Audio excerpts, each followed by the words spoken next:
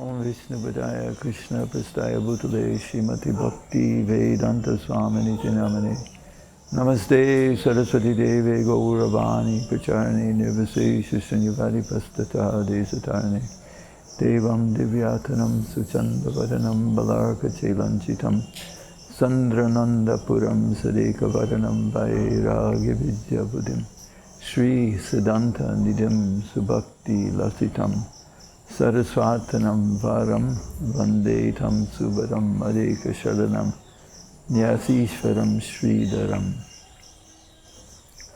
So today is Amavasya in the month of Shravan, and it's the day in which Śrīla Bhakti Rakṣaka Śrīla Gosvāmī moved on to his eternal Leela in relationship to his Guru Maharaj Sarasvatī Ṭhākura. And the very notable contribution that Śrīla Śrīdhara Mahārāja made to our Gaudiya Vaishnava Sampradaya is that just like in his 8 prayers to Bhaktivinoda Thakura, he wrote in one of the stanzas that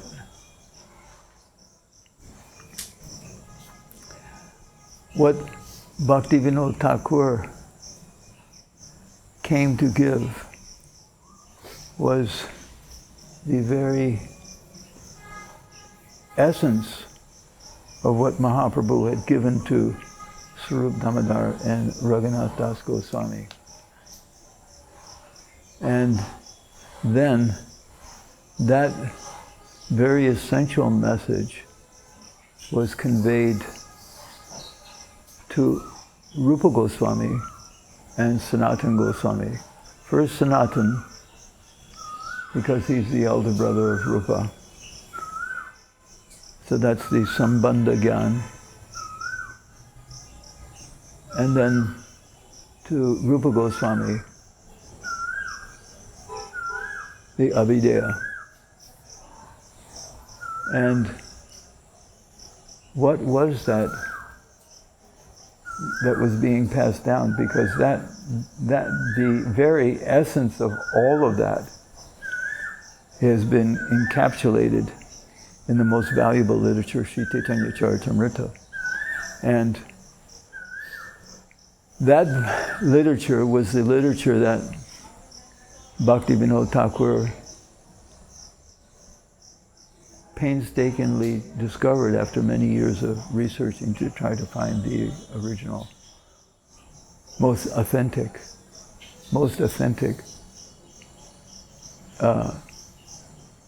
version. And he took that and brought out he extracted out of that the essence of what Krishnadas Kaviraj had been presenting, and that was all of what Swarup Damodar and Raghunath Das, the essence, that was CC. And who is Swarup Damodar? He's Lalita. So who knows the mood of the divine couple more so than Lalita? No one. And who knows the mood of Srimati Radharani more than Lalita? No one. So that was what Bhaktivinoda Thakur had captured. He had extracted that. And that is the essence of our Gaudiya Vaishnava Sampradaya. What is the mood of Srimati Radharani in relationship to Krishna? And the Sankirtan movement is that. The essence of the Sankirtan movement, just like we're hearing these birds talking. Actually, this is their melodious talking between two is the conversation that Radharani and Krishna are having with each other. And that is vibrating throughout the Dham. So when we hear these things, these conversations, certain species have a very sweet representation of that conversation. Others more intensified, like the peacocks. They have a very intense representation of that conversation. Parrots. And the parrots, they have a very, very sweet and very attractive. But that is all on a very subtle plane, and that only comes from via our parampara. So what Śrīla Śrīdhara Mahārāja was able to jump over seemingly Sarasvatī Ṭhākura to Bhaktivinoda Thakura in these prayers, to catch the attention of Sarasvatī Ṭhākura, because Guru Maharaj knew how intensely dedicated and how much love Sarasvatī Ṭhākura had for Bhaktivinoda Thakura. So to capture his attention, he glorified Bhaktivinoda Thakura in such a way. And when Sarasvatī Ṭhākura saw that, his remark was, when he was asked, I think, and it was Gosvāmī Maharaj who he said, no, this is written by Śrīdhara Mahārāja. He said, no, it's not written by him. This is actually written by Bhaktivinoda Thakura.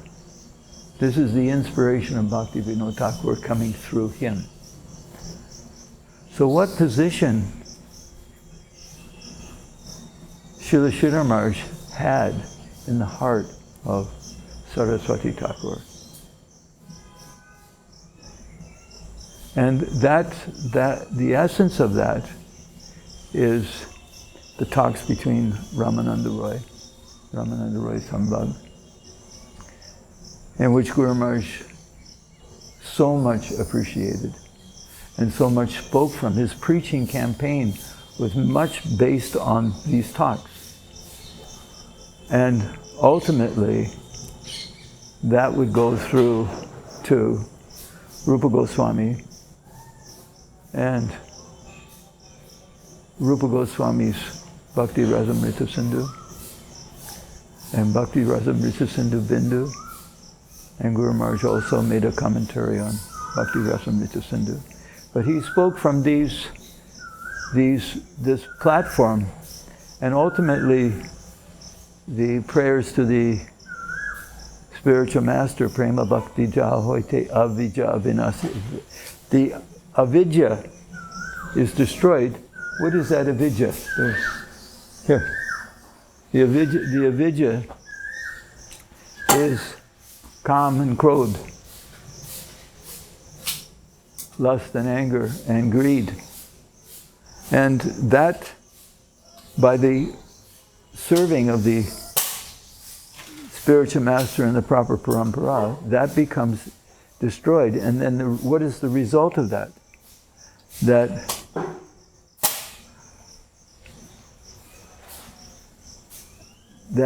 the glorification through the culmination of the Vedic literatures to glorify the Acharya means what message, the essence of the message that the Vedas are coming to deliver is being propagated by him.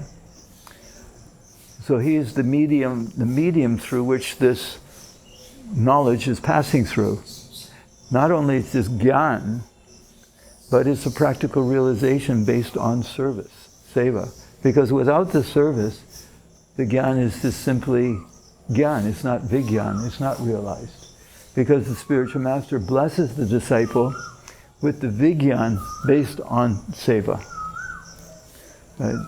And that was what Śrīla Śrīdhara Mahārāja exemplified. And who recognized that was the person who actually published CC and distributed it throughout the world. That was A.C. Bhaktivedanta Swami Prabhupada. So his purports, which are basically the translations of Sarasvatī Ṭhākura with some additions of his own, which is what Guru Maharaj had captured.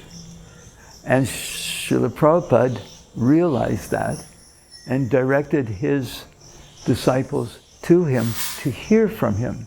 And if you hear from him, you will be able to understand what is the essence of our Gaudiya Vaishnava Siddhanta, which is Radhadasyam, is service to Srimati Radharani.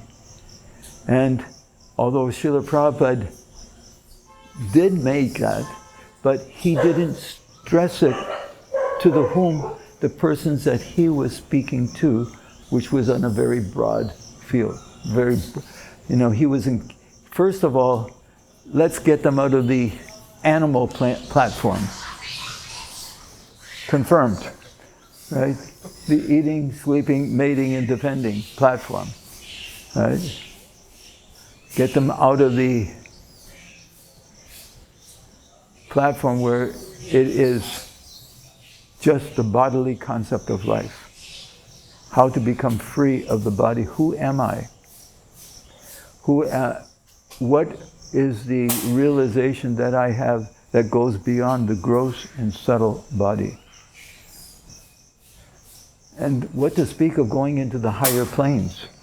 First, that has to be solved. So those that are in the preaching field, as Śrīla Śrīdhara Mahārāja spoke, when he understood also the level of the personalities that he was speaking to, he began to modify his presentation in a particular way that would be conducive to his audience. Right? That is the nature of the Acharya, the Guru. He realizes who he's speaking to, and he speaks accordingly. Right? If you try to bring very high topics to persons who are completely engrossed in the bodily concept, then ultimately what they take out of that will lead to a confusion, a tremendous confusion. And Śrīla Śrīdhara Mahārāja, Prabhupada knew that, and therefore he wanted us to come to Śrīla Śrīdhara Mahārāja so those types of confusions would be eradicated. Right? And he was the via media, recognized by Sarasvatī Ṭhākura, recognized by the Gaudiyas, right? The contemporaries of his time, his godbrothers. They all recognized who Śrīla Śrīdhara Mahārāja was. But he took a very, very back-pushing position. He didn't push himself into the front. He allowed others, he encouraged others to go out and preach, which is the duty of the preacher. Go out and speak to whomever you meet about the glories of Krishna, or the glories of Sri Chaitanya Mahaprabhu. And he did that. And it was a thankless task. As Śrīla Prabhupada, and it's very interesting that when Śrīla Śrīdhara Mahārāja departed, there was nobody around. And one may think, why was that? Because that was the nature of Śrīla Śrīdhara Mahārāja. He was a person who was very much contained within himself and very much deeply absorbed in what had been given to him by his Guru Maharaj and his evolution, where he was. And he didn't really want too much disturbance. Right? Whereas Śrīla Prabhupāda, on the other hand, was acting in another way, on another level, also extracting those who were in his company, extracting out of them any type of selfish consideration. In other words, he demanded that seva. And that seva to the extent where people actually who were closely around him forgot about who they were. Guru Maharaj did the same thing, but in a smaller circle. But it's interesting that even that small circle wasn't there when he departed. A very unique type of situation. And we see that even contemporaries that we know, when they departed, some had both a large crowd around and extracting out of them that very, very deep sentiment of love, and others, like Śrīla Śrīdhara Mahārāja, extracting that same thing but in a different way, in a different mood. So, and what Guru Maharaj, when he was asked certain questions about to clarify certain points, when these points were not very clear, he was readily available to give what he had heard from Sarasvatī Ṭhākura, what he had heard extracted from the Shastra. Right? Very fine points. And those points, if you compare them with what Śrīla Prabhupāda gave, very, very, well, in the same line, but in some places Śrīla Prabhupāda expounded also extensively, but what he was saying was not fully understood unless you had this type of association. Then you understood what Prabhupada was saying, because that basically, in many cases, it was just what Sarasvatī Ṭhākura said, or Bhaktivinoda Thakura said, or Baladev said, or any of the acharyas said. So it had been condensed, right? But and what Śrīla Śrīdhara Mahārāja said in relationship to Śrīla Prabhupāda is, how is it that at such an advanced age he was able to publish so many literatures? Not only publish them, that they were just sitting in some almirah being eaten by worms, but inspired his followers to distribute them. Yeah. Why? Which is unique. Right? And when Śrīla Śrīdhara Mahārāja's words started to manifest, that same potency that had been imbibed in Śrīla Prabhupāda's disciples to publish and disseminate those literatures continued. Not on the same level, but now it is going on, and as it's going on, many people are appreciating more and more and more that the Shiksha of Śrīla Śrīdhara Mahārāja in relationship with the Shiksha of Śrīla Prabhupāda. So just like we can say in one way, the example that Śrīla Śrīdhara Mahārāja set in relationship to Bhaktivinoda Thakura to get the affection of Sarasvatī Ṭhākura, the disciples of Śrīla Prabhupāda can glorify Śrīla Prabhupāda, knowing that their gurus are devoted to Śrīla Prabhupāda. But their guru has to be at the center point of it. They can't eliminate the guru, their guru. Right? That's a very, very important point, right? And that is the parampara. So Śrīla Prabhupāda, to his disciples, is all in all. To the disciples of Śrīla Prabhupāda, their guru should be the all in all.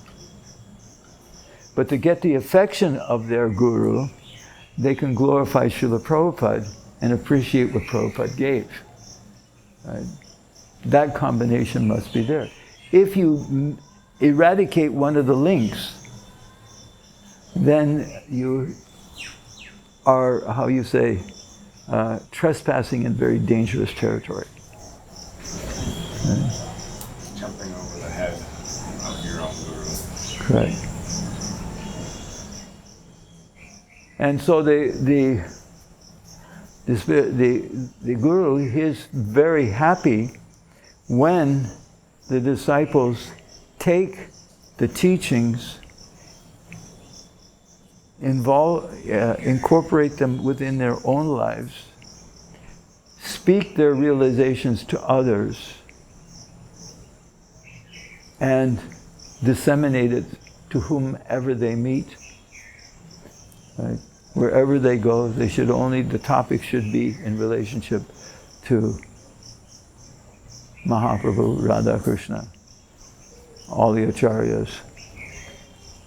Understanding, making clear if there is some change, deviation going on, to discuss it, to discuss the philosophy. So by discussing the philosophy, actually what takes place, that the consciousness becomes solidified, clear. Otherwise, if you don't, it's like if you don't use the sword, it becomes rusty. So if you don't cut down the misconceptions, then they become prominent within your consciousness. Right? So that comes by hearing.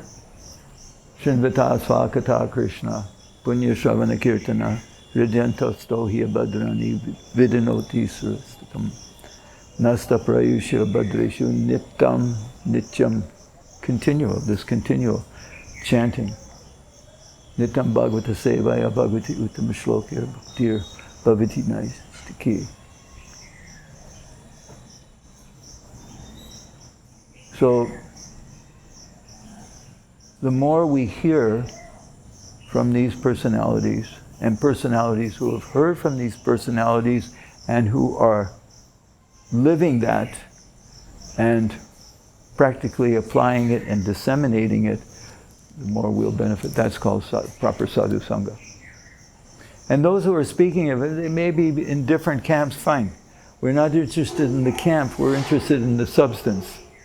Those who are speaking the proper substance, we want to hear from them. Those who are not, doesn't matter whether they belong to this group, that group, whatever, right? If they're speaking properly, if we've heard properly, we'll be able to understand who's speaking and not have a prejudice, they're bogus.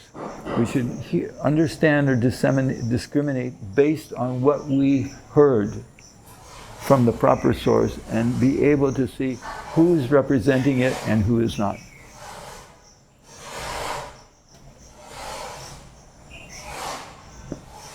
If you know what is real cow's milk, if you've tasted real cow's milk, then if somebody tries to give you buffalo milk, you'll know the difference.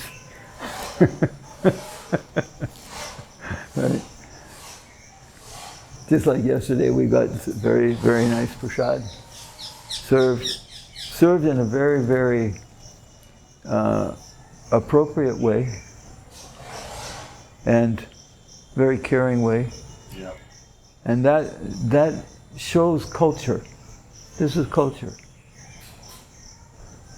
So speaking one thing, but not living it is another thing. Not being able to appreciate culture, genuine culture, when it manifests before us. Right? Oh, this is, if we have some stereotype conception, misconception. But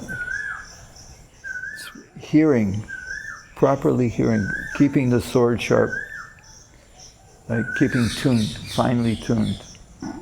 And that is all based on our association.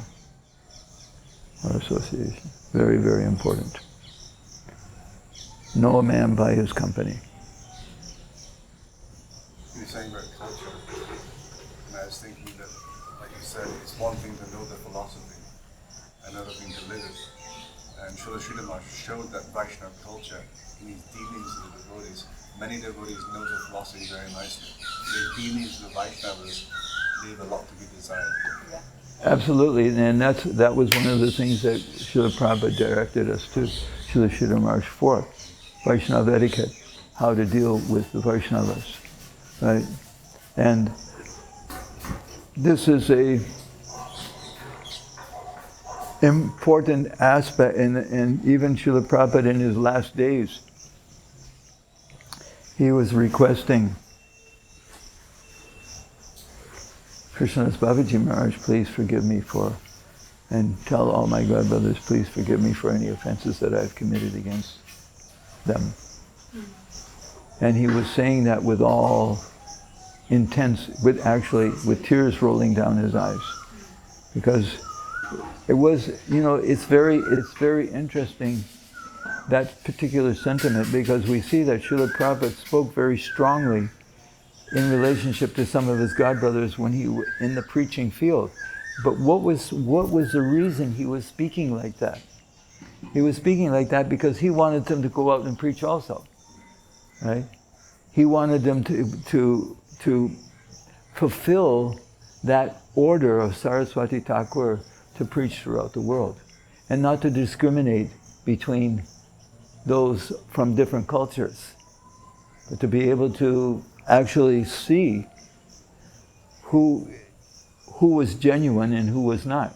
And just because somebody's in a particular body doesn't mean they're genuine, right? And somebody who's in another body doesn't mean that they're ingenuine, right?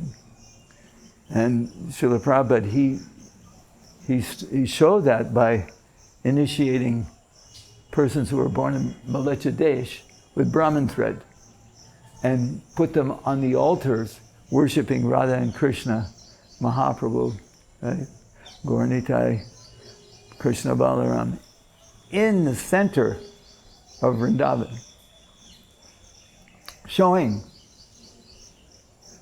this transformation can take place under the guidance of a proper acharya, right? But the legacy must be that we live up to that we live up to that designation. And Śrīla Śrīdhara Mahārāja also was doing that. In the same line, he was initiating, given Western devotee, Western-bodied Gayatri Mantra, right? Giving them deities to worship, Radha Krishna deities to worship, right?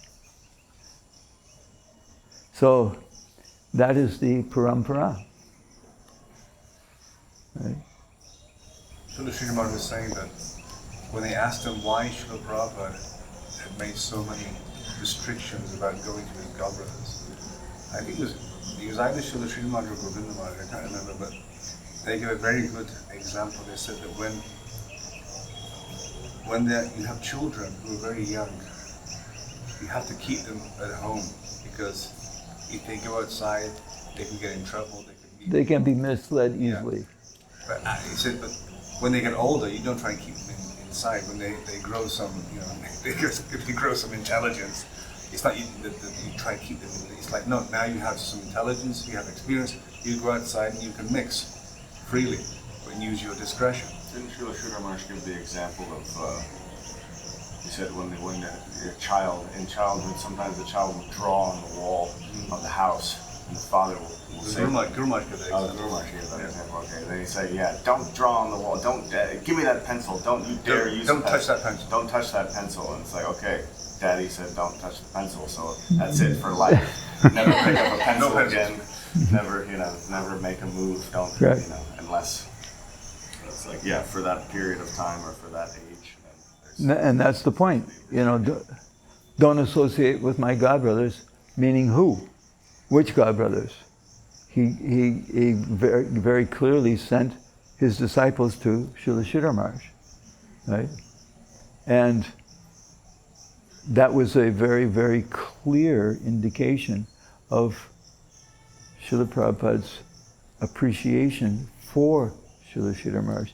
And some will say, well, he was responsible for the breakup of the Gaudiya Math. That argument comes in, right? And we've heard that recently by one of our God brothers, right? But the point of the matter was that our spiritual master, Śrīla Bhaktivinoda Swami Prabhupada, also agreed with Śrīla Śrīdhara Mahārāja at that time, right? So things move on, and at what took place in one situation, it changes, and we have to be ready for that change and adjust accordingly, time, place, and circumstance. Śrīla Prabhupada instigated certain things in certain countries, knowing the mentality of the people at that time who were living there. So he adjusted, right? If he was preaching, the preaching was going on in Iran, right? That's a Muslim country, basically. Pakistan, Muslim country. How did Prabhupada adjust to that? He adjusted, right? In America, it was a Christian country, basically. So Prabhupada adjusted accordingly. Prabhupada wasn't under any misconception about the evolution or the height of Christ's consciousness, where it can go, right? But he adjusted, knowing that if he spoke in a particular way, people would be close to it, because they had that foundation.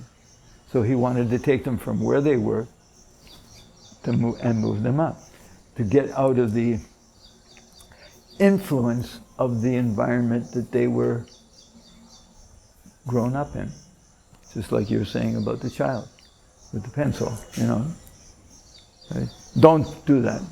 Yeah, but that doesn't mean when you get to a certain age you can't use it anymore.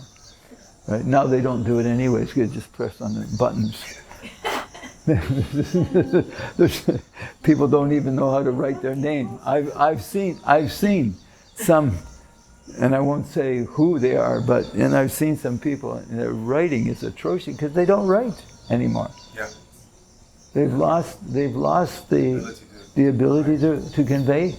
And some may say, well, that's progress. That's not progress. Right? Because some of the oldest, if you see some of the literatures that were written in the days of, the writing is really beautiful. It's actually the calligraphy, right? It's very beautiful, right? So that's also part of the presentation, right? We have the highest Siddhanta philosophy. Why it should not be presented in the most attractive way, even from the external point of view. Right? So it should go, that should be an expression of what's inside, what's coming outside. Going back to what you said, Maharaj, about how some people make this accusation against Śrīla Śrīdhara Mahārāja that he's responsible for the destruction of the Gaudiya Math. If that were the case, why would Śrīla Śrīdhara Mahārāja ask him to become president of ISKCON? That's on record. It's in the Līlamrita, many things. Why would he ask him to come and live with him in Maya? See, people they hold on to one statement. They hold on to a statement, and they don't see, oh, but this, there's this, Śrīla Prabhupada said this, and this. And he acted on what he said. And why would he go and take his disciples to Śrīla Śrīdhara Mahārāja? Right? Why would he do that? Why would he invite him to live in Mayapur? Right? Why would he make the statement, I will bring the whole world to hear your Harikatha? So these particular points are just another confirmation of who Śrīla Śrīdhara Mahārāja is. But which is really unique, he's backing away from all of that. He's backing away from that and pushing others forward. Right? I will speak to whoever comes to me. Right? But I will speak, let them become encouraged and go out and encourage others. Like when you took sannyas, so you preach on behalf of this guy. Yeah. And he said, and if there are a few who find something in me, then you can direct them towards me. Majority. Yeah. Right. Because Guru Maharaj was looking for more of a select group. He wasn't, he didn't want to become, he became besides himself when there was a huge crowd. Right? So he said, those who had that inclination for big crowd, go and make a big crowd. The general preaching and the more... Yeah, yeah. And people would say, oh, well, he's just saying that, everybody else is low. There are people who, they will say that about, that he's indicating that about Śrīla Prabhupada. Well, read Prabhupada's books and find out. Read Prabhupada's books and find out that Śrīla Prabhupada is presenting the pinnacle of Gaudiya Vaishnavism in Chaitanya Charitamrita. Śrīla Śrīdhara Mahārāja is appreciating that. So it doesn't, your arguments are all, what they're based on. Well, then are you open to a discussion? No, we don't want to discuss. Okay, then what to do? It also shows that people that make those arguments aren't seeing the hand of Krishna. For example, why did Gaudiya Math collapse? Because they were all, this person was fighting this person.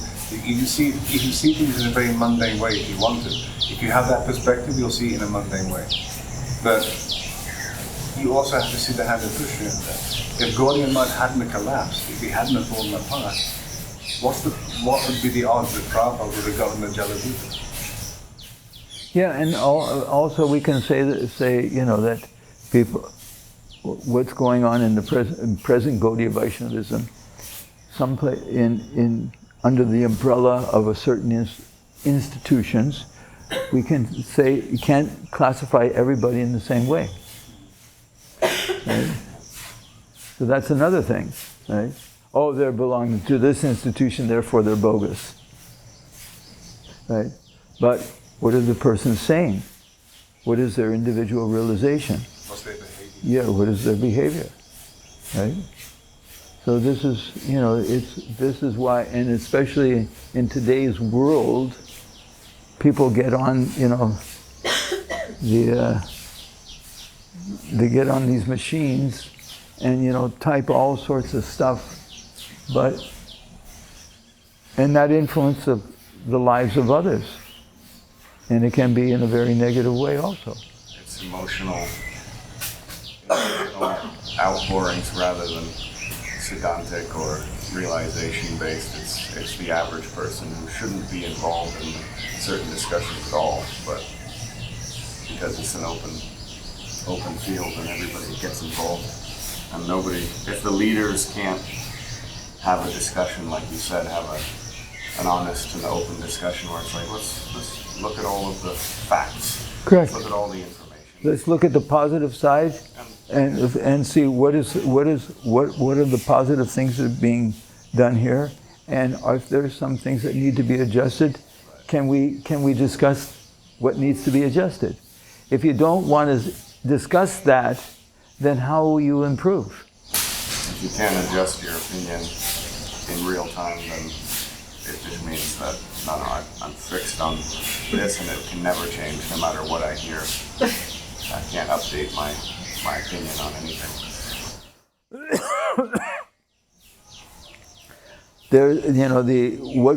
What sometimes in the so-called scientific world, people say certain things. It's proven that at that time it may have been perceived in a particular way. But over the course of times, it's seen that it changes, and there's a more evolved perspective. But that doesn't mean that that's the ultimate conclusion either. It could change as well. Yes. So the relationship between Radharani and Krishna, is that stagnant, or is it Dynamic. is it dynamic, evolving, intensifying? At every moment. Somebody come in? Yes. Yeah, it's fine. I was just thinking about what you were saying about Prabhupada and his godbrothers, and I was just thinking that generally when we talk about the disciples of Bhaktisiddhanta, we always just call them Prabhupada's godbrothers. And Guru Maharaj was making this point that actually we shouldn't see them in relation to Prabhupada, they should be seen in relation to their Guru. Yeah. Because that's their connection. That's their connection in eternity. Their connection in eternity isn't with Prabhupada, it's with Bhaktisiddhanta. How they related with their Guru, how they preached on his behalf, that's how we should relate to them, not as, oh, Prabhupada's godbrothers. That's a relative relationship. Like with Tirtha Maharaj, Bhaktivinoda Tirtha Maharaj, when he passed away, Prabhupada said, yes, he has gone back to Godhead. And some of Prabhupada's disciples said, but you didn't like him, Prabhupada. It doesn't He said matter. he was this, that, and the other. He said, I didn't like him, but my Guru liked him. So, that's the whole point. That's the whole point. So, what the relationship that one has with his Guru, that's unique to that person. Yeah. To that person. Right? So this is something that's a very, very valid point. Right? How did Sarasvatī Ṭhākura relate with his different disciples, right? And who are we to project, or that's between them and Sarasvatī Ṭhākura, right? And for us, we should always show respect. Right? It can be respect from a distance, or it can be depending on the relationship. Right? But the bottom line is, what is that culture, the Vaishnava culture, that is so much in need? Right? Yesterday I had to give out money to all these people who had taken. It was, they were distributing prasad, so I had to give 20 rupees to all of them. I don't know who these people were, but the money was given to me, and I was giving it to them under their. And I was thinking, I don't know if these people are favorable or not favorable, and here on the media for giving this, but I would take it that those people maybe they will see who we are and see us in a favorable light, and therefore that would be positive towards Śrīla Prabhupāda and Śrīla Śrīdhara Mahārāja. Right? And I saw that after the program, after they'd taken prasad, someone actually came and offered respects. So who are they offering respects to? Śrīla Prabhupāda and Śrīla Śrīdhara Mahārāja. Right? So that's, that we should see. And that's culture. You see, that's culture. They may be in a whole different group, but they're offering some respect, which means their behavior, their mind is not closed to what is coming via. Right? So we have to see like that. It's like when we go out and distribute prasad on the mark, we're giving it to all sorts of people who have all different conceptions, right? But what do we represent? So they're taking prasad, their prasad, via us, right? And therefore their minds are becoming more open right? More acceptance. So that's the basic principle.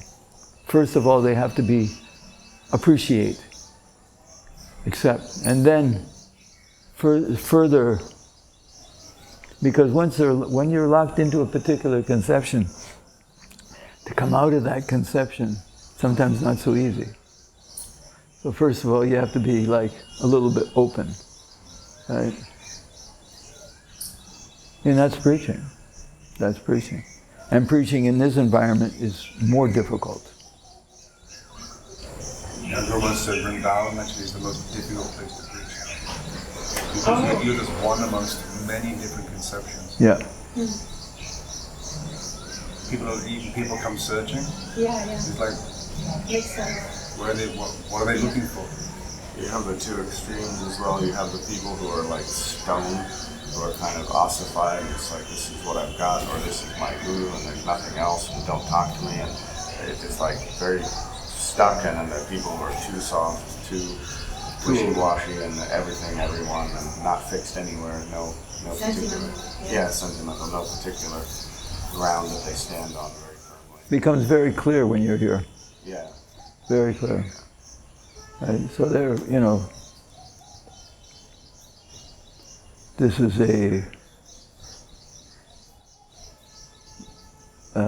how you say, in this environment, one has to be very, very careful. And because eyes are everywhere. Eyes are everywhere. Right? So they're quick, you can see sometimes quick to find fault, because that's the nature of the material world. Yeah. Very quick to find fault.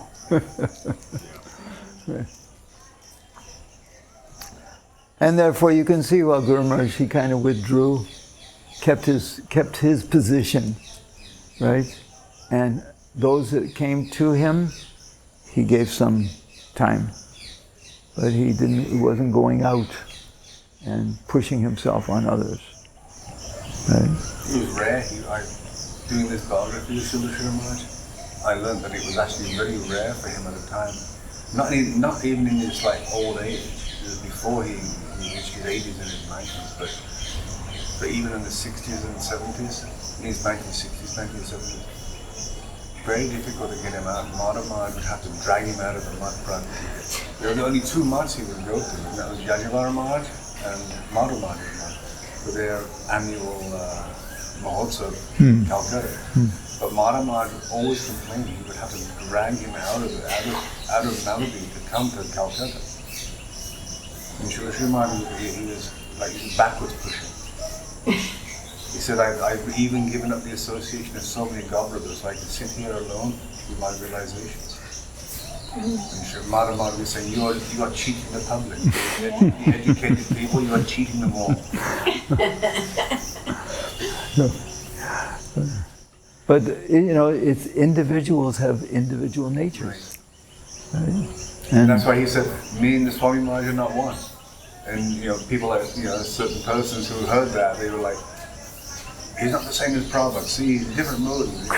It's different, nobody. Lalita's not the same as Vishaka. Somebody likes kachoris, and some like my Prabhupada liked kachoris, and my Guru Maharaj couldn't stand them. Is Madhu Mangal and Subal the same? They're all different. Right. That's the whole point. But that's the problem with the neophyte. When he has one guru and he's looking at other personalities, unless that personality is the exact photocopy of his own guru, he won't accept it. He's looking for his own guru somewhere else. That's because well, there's the external and the internal, and very few people are able to catch the internal, right. And most people are going for the external. So that there's where the conflict comes. Yeah. Right? The inability to hear based on the externals. But even in the realm of rasa, there's contradictions, but they are apparent. Because even amongst, this is a high thing, but Priya Narmasakas and the gopis, there's some harmony there. Even though there's two different rasas. Well, Some process can be harmonized sometimes. And some of what them about can't be Radharani and Yasoda? She comes every morning to touch the feet of Yasoda, but they're inimical to one another. Yeah. The rasas are inimical. He says that's the anti-part. He says. Yeah, that's right. Right? So, this is how, unless you have heard properly, how do you harmonize all of that? Right? But Krishna does. Right. He's, Supreme. He's up there, Gopal's up there in Giriraj, and he's directing all the different activities in Braj. Right? So it's all going on for his pleasure. Because there's a center. You see, there's a center.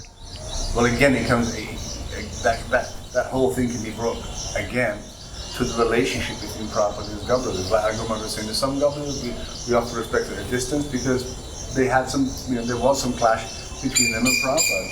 But that doesn't mean that we should disrespect them. It's like offer you respect because these people, we don't know who they are, what their relationship with Sarasvatī Ṭhākura was. Just because they had a clash with our guru doesn't mean that they're something lesser. Śrīla Prabhupāda had a particular way of preaching. It wasn't everybody's way of preaching. Right. Same with our guru. Right. Now you get into, our contemporaries, so many of them have different ways of preaching. Right? They're out there, they're doing what they feel inspired to do. Fine, hello. But we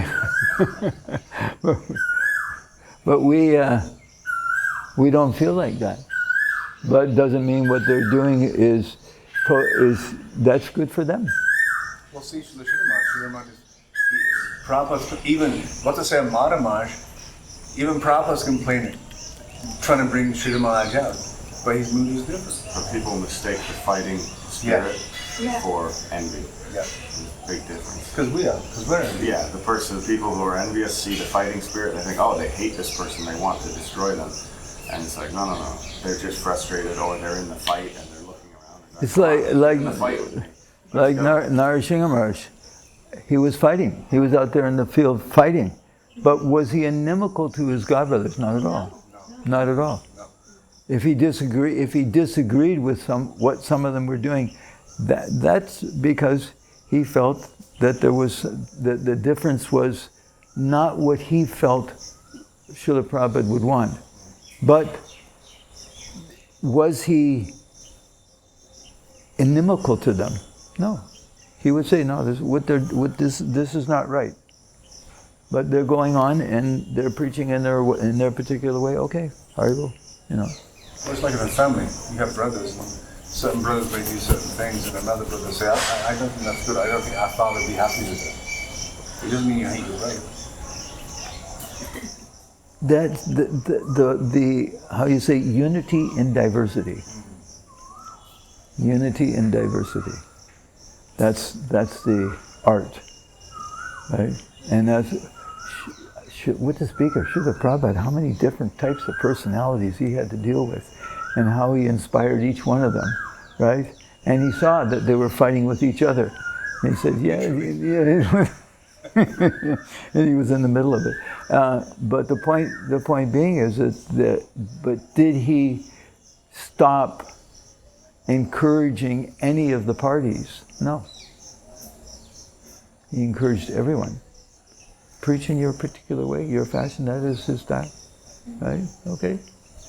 Many letters you see of Prabhupada, he's trying to harmonize two parties that can't gel with each other. When they did, Prabhupada was very happy. He said, Prabhupada would say to him, this is very nice. I'm happy to see that you're cooperating with each other. And other places where he thought that there could be any cooperation, they were it's called cooperate. Cooperate. Yeah. Both parties are able to operate. Right? And so that's maturity. You're able to see each other and you may not totally agree, but you don't interfere. No, envy should not be there. Yeah. Healthy competition can be there, not envy. Yeah. Very, that's very the art of doing that. It's 2 minutes to 9. Jai Om Vishnupad Paramansa Parivraja Gacchaya Satarasati Shri Srimad. He is divine.